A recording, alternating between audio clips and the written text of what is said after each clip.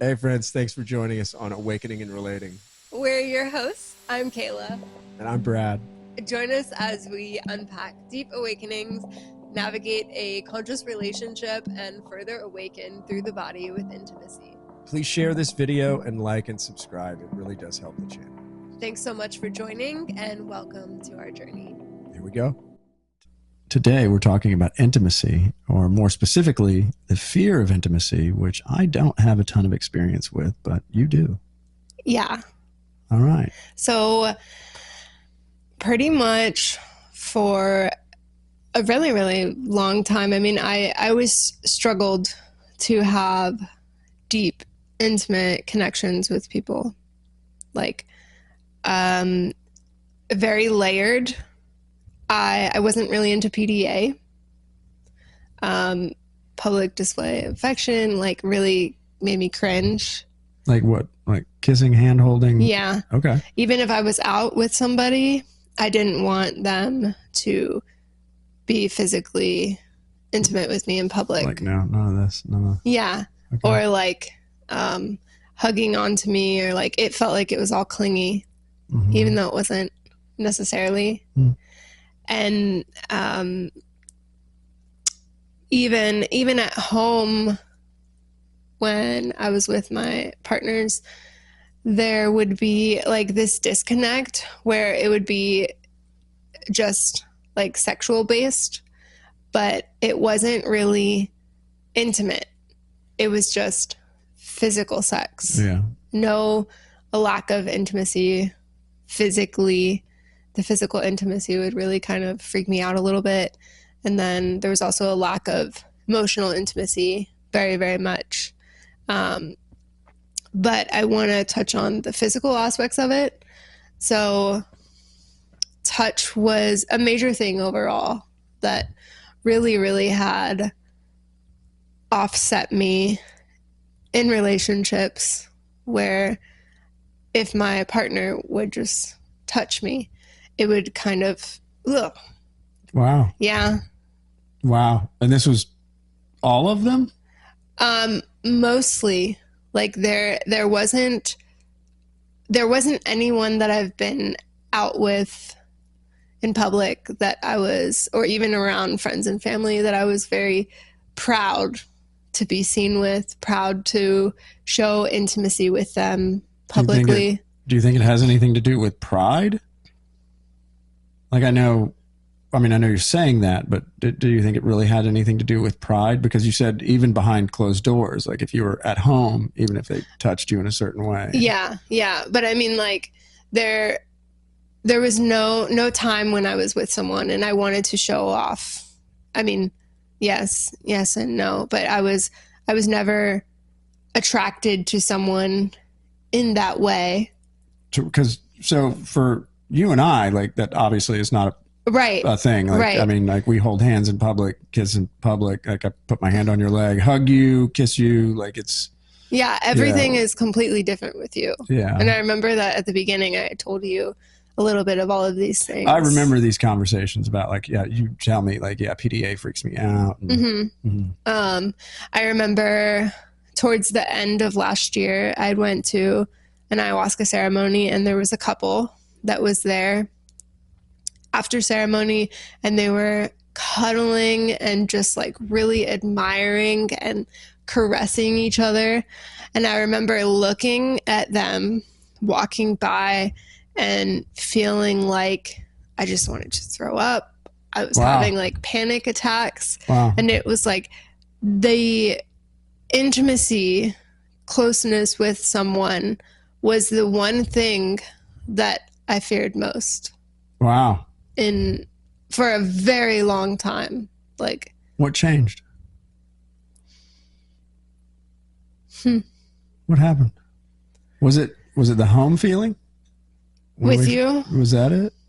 So I think I could have possibly tricked myself going into it, because I had told myself initially that I was not going to have any serious relationship with you, that it was only for these terms. And so I think in that I was allowing myself to be physical with you and intimate with you, but there was no seriousness behind it as far as risk-free offer. Yeah. So then when we had gotten together, I told you, yeah, I'm PDA, freaks me out, all of these things. I actually put a sticker of PDA on my vision board this year because it was something that I wanted to work on. And I also put the word touch on there because that's something I wanted to work on. Yeah, I remember that. But I, a little bit back ago, probably a year and a half ago, I had done an MDMA journey, a therapeutic MDMA setting. And on that medicine, my experience showed me how much I want to be touched, actually, and how grounding touch is. Touch is my love language. But my whole entire life, I had never let anyone get close to me, and I've never been open to accepting touch from someone else. And so that experience really helped open me a little bit more. But there was still very much like I only wanted certain people to touch me. I didn't want, which of course, like I didn't want anyone to touch me, but I was very, very selective in that. And so I think what was different with us was that we had already been friends for 2 years. Like I trusted you, like you slept in my bed for months, like a year. And never touched not you. once did you touch me. Yeah, I got some badass self-control. Remember I used to call you a house cat? Yeah. I used to call you a house cat because she would want to cuddle when she would want to cuddle. And then, a house cat will turn on you, when they're done cuddling. Not that you were mean. It was just, you'd just be like, okay, I'm done. That would be very much like that. Just a little bit, little doses here and there. Yeah. I remember when you and I were just friends and you were, trying to kind of put yourself out there and it just wasn't working. And I don't know if it has anything to do with the fear of intimacy. Maybe it was, maybe it was energetically, that's why nothing really manifested. I'm not sure, but I really don't know. This is your experience we're talking about here, because for me, I've never had that experience. Like I've always, awakening, pre-awakening, didn't matter. Like I've always enjoyed the touch of another human. Like it just feels good.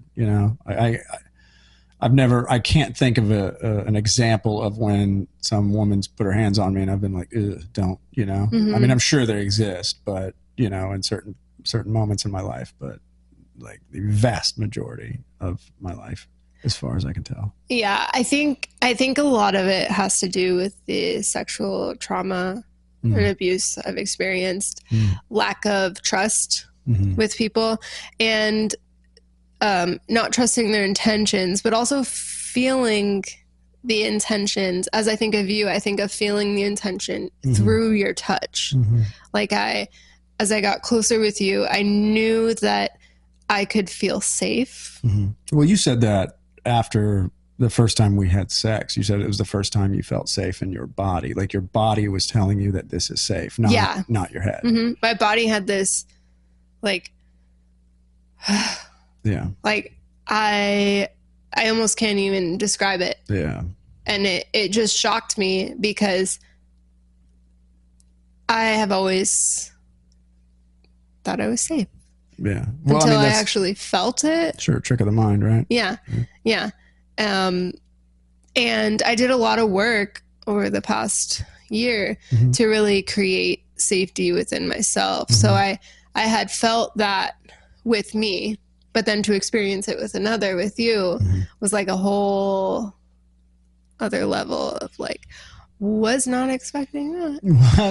I didn't know that was a real thing. Yeah. That's fantastic. Yeah, we hold hands in public. Like we joke because we were at a rest stop the other day and holding hands on the way to the bathroom.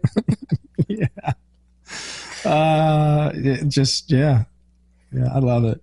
I love being able to touch it, and like I just love it. Yeah, and I realize now that even when we're together and I start to feel a little off, Does that mode come back? That like standoffish mode? Well, I know that when I'm feeling emotionally charged and you're there, and it tends to typically be towards you. Yeah, you do project a little bit. Well, this was last week. I think there was one, and I was like, you know what, I'm gonna go home and give you a little bit of space. Yeah, but because I can feel it too. Mm-hmm. Like energetically, I'm like, oh. If I can get past that, mm-hmm. if I can get past that with you still here, mm-hmm.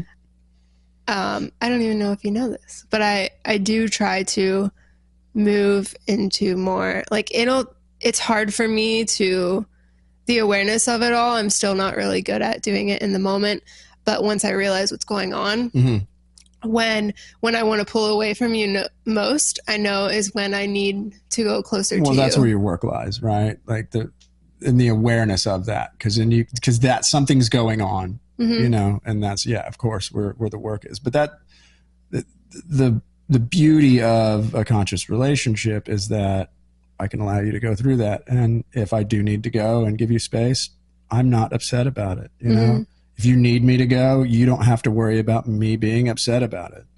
And the same thing works for me. You know, if it's just, I need a little alone time, then that's okay. Nobody's like, oh, what did I do wrong? Oh my God. You know, it's the difference between a 3D world relationship and a conscious relationship is vast. Yeah. You know, but yeah, that's great. About something else that kind of shifted in me, I would say overall the past year I've had a major shift mm-hmm. as far as intimacy. Even I had went to a shibari mm-hmm. hangout thing to get rope bondage. Mm-hmm.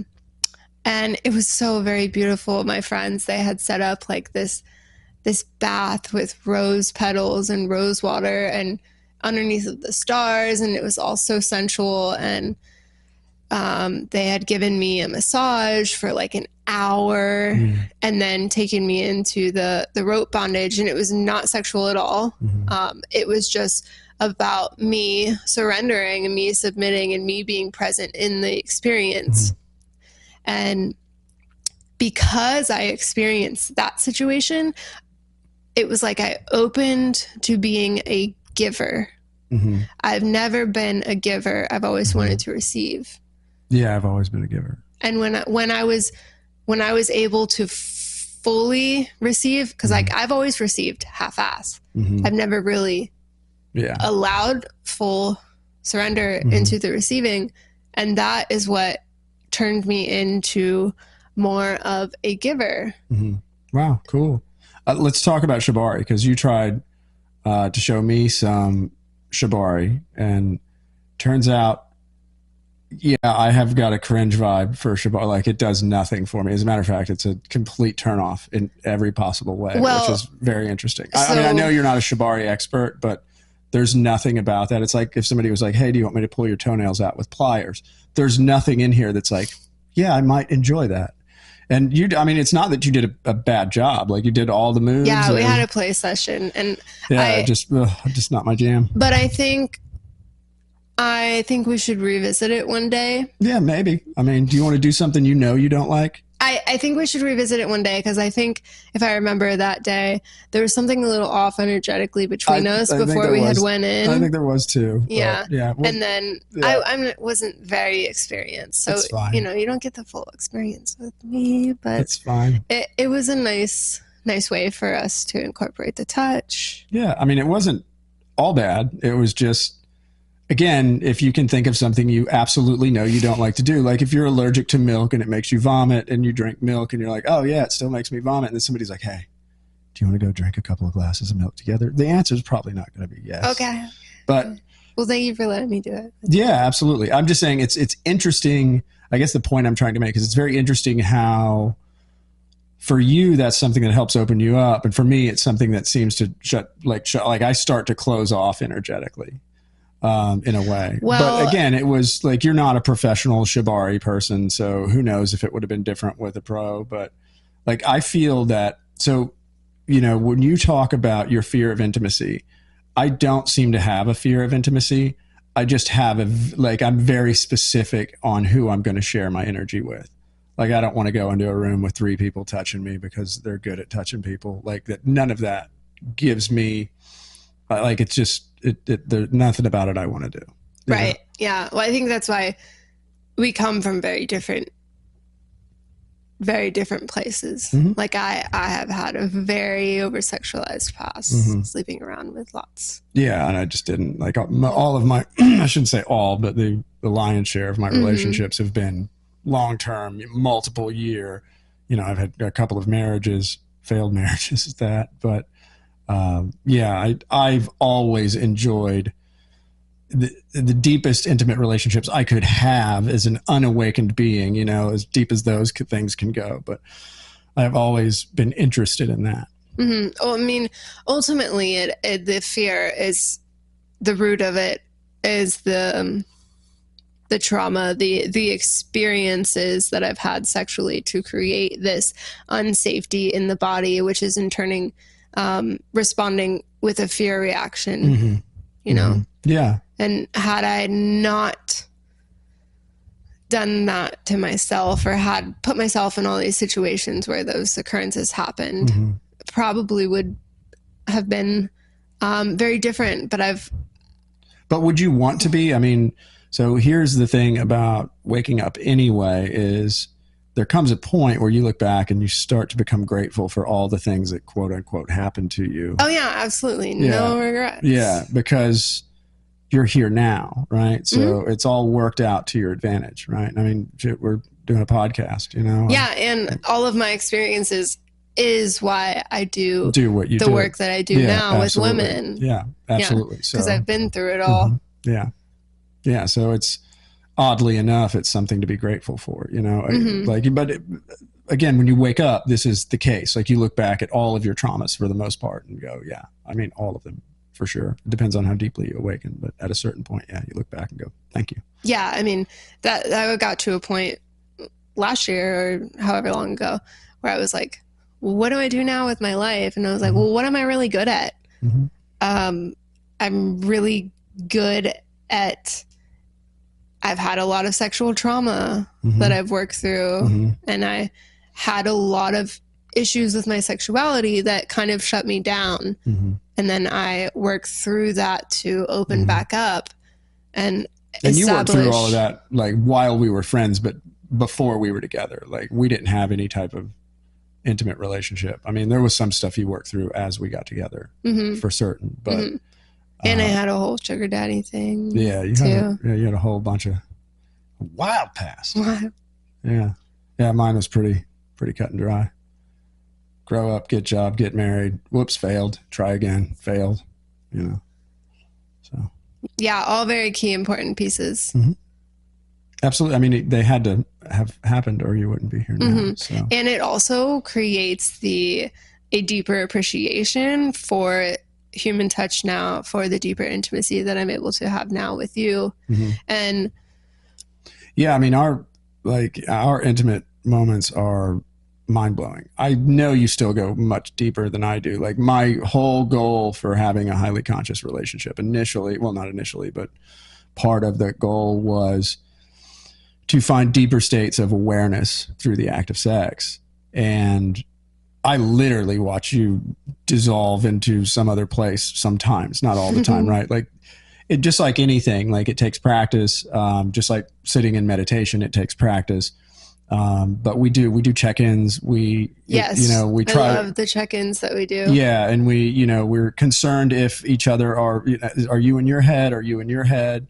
Mm-hmm. Are you here? Are you present with this moment? Like we do a pretty good job of that. And I have experienced deep states of awareness, during. However, I've literally seen you blink out of existence and go to the void or wherever you call it, blip out, I think. But yeah.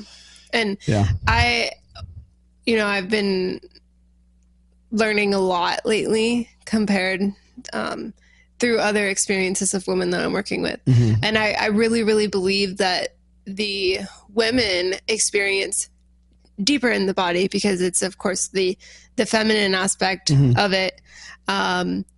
The feeling is in the body and through and surrendering mm-hmm. to the pleasure that we're experiencing. Right. Whereas for men, is that heady. Well, type. it's a dominant role in the bedroom anyway, you know, like Well, you as the man are essential because you're it's like a visual.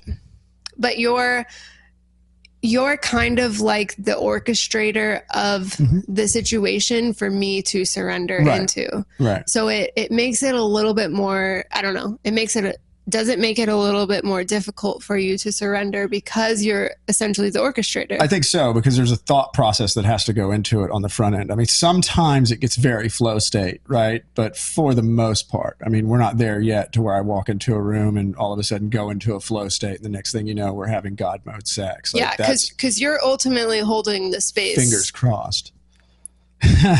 Energetic orgasms. Coming soon, right, to a theater near us. Yeah. Actually, I had experienced one the very first time we had got together. Yeah, I remember that. Yes. Without even. Yeah, I remember. Yeah. Yeah. That was awesome. No penetration. Yeah. I've experienced some things through our relationship that I have not experienced before. I mean, our connection is something I hadn't experienced before, but in the bedroom, also moments during sex that I can't quite explain, where I've experienced pleasure through like large portions of my body, or even the pleasure somehow is I can sense it outside of my body and through your body. Right, because it's in ways like it's hard to wrap words around, but yeah, it's phenomenal. I can't experience it every time. I can't say that I have like the moves like ABC and this will always work. It's very much like awakening is an ebb and flow kind of thing, you know, like sometimes we're there, sometimes we're not. But I think what we're both great at is not judging the situation. Even when we're done, we talk about like, hey, how was that experience for you? You know, not only the check-ins in front and during, but how was that for you? You know, like where did you get caught in your head? What else happened? You know, did you experience anything fresh and new? So that way each time we go back, we can further advance. Right. So and then in the moments where something does kind of go off for us and we pause, we talk about it. And we've done that. Yeah. To see what's going on. And I've started to do more recently, because I can feel you so energetically, exactly where you are. I can feel when you're in your head. I can feel when you're about to experience like peak pleasure. And so when I notice those shifts, I've started recently to kind of pull you back to the present, to me energetically. Yeah. And something I've noticed is there's certain moments when I can experience that again, where I start to experience pleasure outside of my form, right, and in through yours.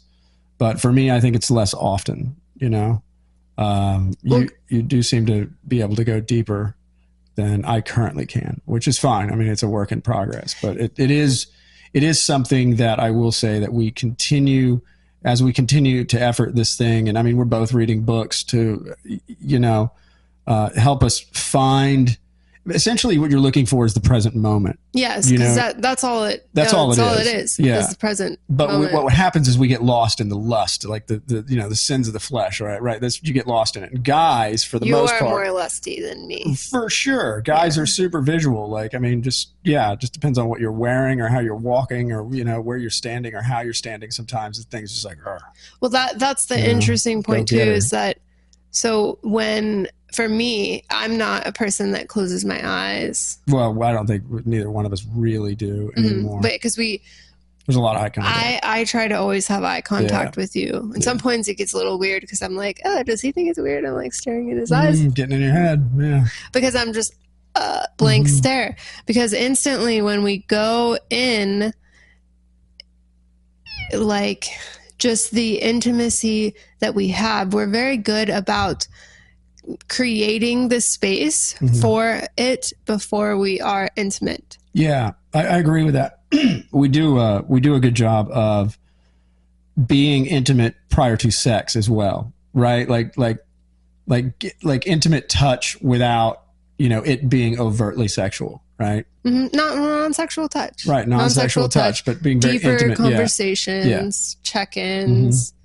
Yeah, it's very useful. And I think for me, it's most of this I haven't experienced before because, Brad 1.0 was, go hard, win at all costs, get what you want, basically drunk and high most of the time and just hammering away at the square peg in the round hole, like literally, quite literally, and it's just a different way to be when you're experiencing it with your partner and you're trying to feel into the space with them and be present with them and with yourself through the entire act of being intimate with one another. Mm-hmm. And it's just it's completely different, and it's hard to put words around, but we try.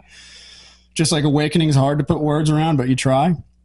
You try to describe it to somebody because you want them to want it too. Like, hey, go find this thing, it's amazing. Yeah. But then how do you describe it to them? You're like, it's outside of all these buzzwords, like what, like until you experience it for yourself, right? You're still the expression of it through words doesn't quite get there. So something I read in the David Dita or Dita, I don't know, book earlier. Good books. Finding God Through Sex. Yeah, good book. And one of the lines that I copied, I don't remember exactly, but it was like, paraphrase, one making love to another, something like recognizing they are one itself. Right. So finding oneness through it. Uh-huh. Right. And so that's what you and I are attempting to do. That's the conversation we had on this couch about 7 or 8 months ago now was just that. Like, we both wanted to have an intimate relationship, not one that necessarily grew into what it did, but have an intimate relationship so that we could experience oneness through one another during the act of sex. Yes. Like, that was the underlying goal. I think, again, you are closer to that than I am, but I have experienced, bits of it. And I think we're getting better at it.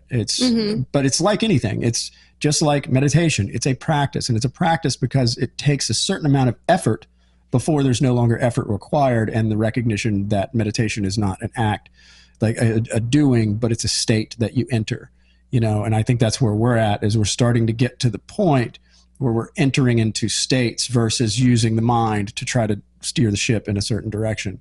But again, I think you're a little further along than I am. I'm just... not that it's a race. Pleasure is my thing. Right. Not that it's a race. Been my meditation space for a while. Yeah. For a while. And I was already experiencing those states with myself only before I had been with you. Yeah. Yeah. So I already knew how to. Yeah, I kind of knew how to get there. Yeah. It's not something, because we've talked about this before, like you use it kind of as the candle flame in meditation, like that's your focal point, which I think is wonderful. Yeah. And I mean, I'm not even really doing anything to get there. It's just happening. Well, right. But I mean, that presence. Right. That is the thing, is there's no doing to get there. There's not a doer anyway.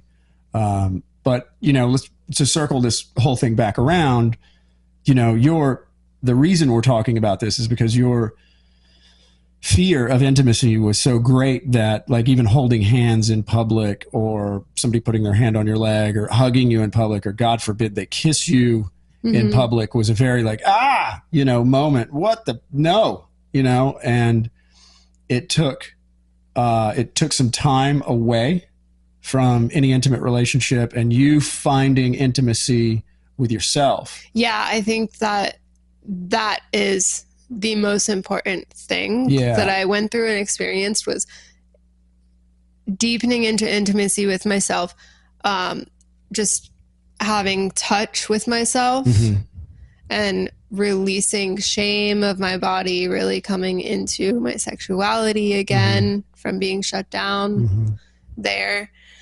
And then, just working on creating safety, experiencing a lot of self-pleasure practices to bring me back that feeling and that connection with myself. Yeah. And then I was opening to have that connection. Right. Open to it. And so for me, not having really experienced this at all through life, or at least not being able to search back and find an example of it, for me, I knew that this was possible, right? I had read enough, I had seen enough, I'd experienced enough on my own to know that I'm already one with all things.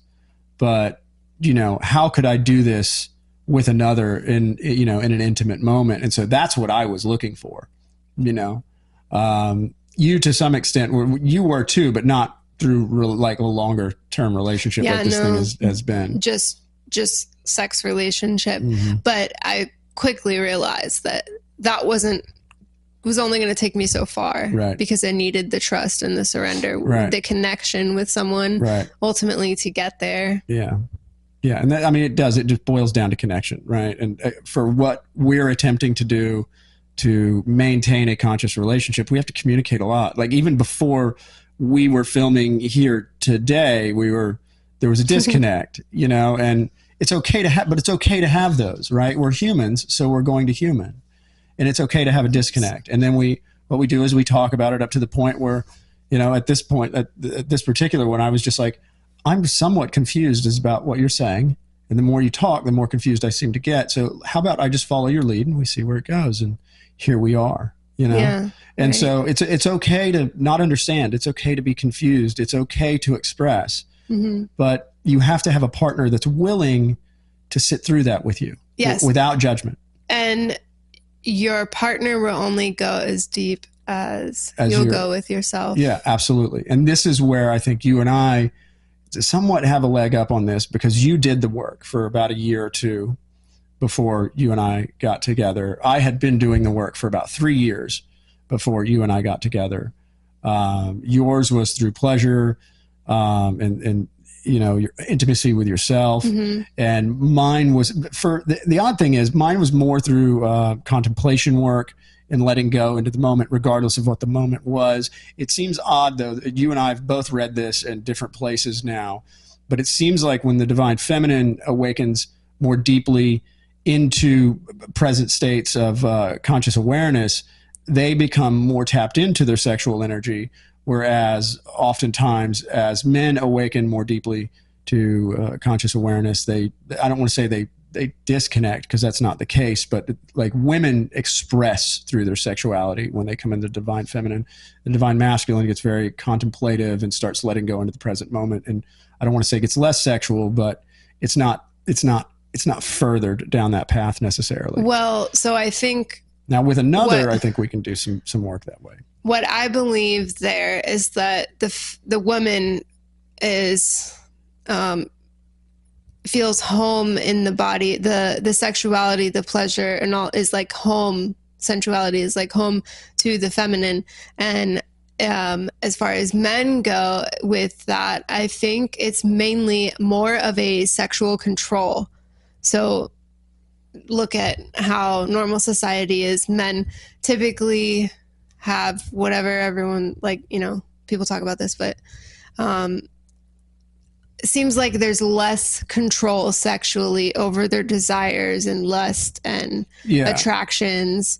And I think what it's talking about, pointing to, is that you just have more control. You're more mastered over your sexual energy, because essentially that is what the woman is doing, is she's having mastery, and that's how it's showcasing. And I think for you, it just becomes more intentional and, and you're more mastered. Well, you're less lustful, right? Because that's the challenge with men in general. And I mean, I can only speak for myself, or, you know, all the men I've ever known. Like, for the most part, especially when you're asleep, like, sex runs through your mind constantly, right? And you get lost in it like you do your other stories. You know, so you get lost in these fantasies that you have about a specific woman, multiple women, situations, whatever it is. But when you come into a more centered, kind of grounded, present state of awareness, you start to recognize that all of the stories you're telling yourself are stories, including those, and you don't get wrapped up in them so much. So I think, yeah, you're pointing to the right thing.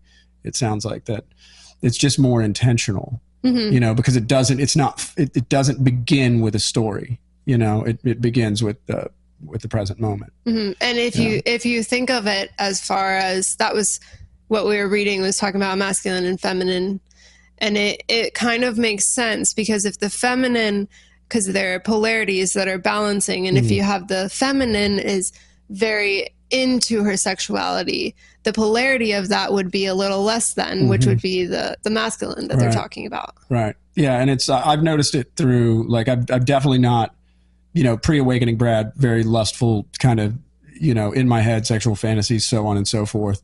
But sex was different too. Like it was very mechanical. It was targeting the release, the moment of release, right? It was goal oriented. It was very goal oriented. And you and I have talked about this through our experiences, is because sometimes it still happens. Like sometimes I'll get in my head and it'll be goal oriented. Sometimes we've even stopped because it's just like, well, I see where this thing's going and I can't turn it off. And it's just, well, like it's not useful. It's towards what we're attempting to do. That's that's where the pause. That's when it comes. I'm trying to focus more into that before it happens to help pull you in. Yeah, well, you're doing a great job. Keep pulling me in. Yeah. So I think what we're doing is it's phenomenal. It feels right, like we're headed in the right direction, trying to develop deeper states of awareness through the act of intimacy, because it does, for men, it gets very heady, oftentimes, and at least for me it does, or did. It's far less than it's ever has been. And I think we just keep walking the walk in that direction. Ultimately, I think it's challenging to say this is a goal, because all things that are goal oriented come from the ego, but the goal would be to dissolve into one another and become one, not just with each other, but all things, and experience the letting go into the abyss or into oneness. Well, I think through the act of sex. I think that's what you mean when you say that you can feel pleasure outside of you. Yeah, it's right. I can feel it into you. It's not just into you, but it's it's to the side, the back. Like it feels like it becomes an energetic field around my body. Like you become it. Right. Like you're becoming it. Yeah. Yeah. I've had moments of expansion, but not through sex before, where you just expand it outside of the form. So it feels very similar to that. Yeah. But through pleasure, which is a cooler way, in my opinion. I know. I don't know why everyone doesn't do it this way. Right. Like, why does what? Well, I mean, there's even songs about it, right? Like you can awaken through suffering, but you don't have to. You can awaken through pleasure. You can awaken now. Like there's a million, like infinite ways to awaken. And I'm like, why not use pleasure? So stoked, because like I didn't even seek this out. It was just started happening. I was like, oh, wow. Yeah, big wow. Yeah. I mean, and now you can teach. Right? Now you are in a place where you can show women how to leverage what you've learned to bring themselves into more awareness, and to use that in their intimate relationships, so that they can expand and experience, deeper states of awareness. Yeah, absolutely. Because I mean, I've pretty much gotten to the point where I don't. Pleasure isn't pleasure as normal humans would think. Right. For me, it's the presence aspect of it. Right.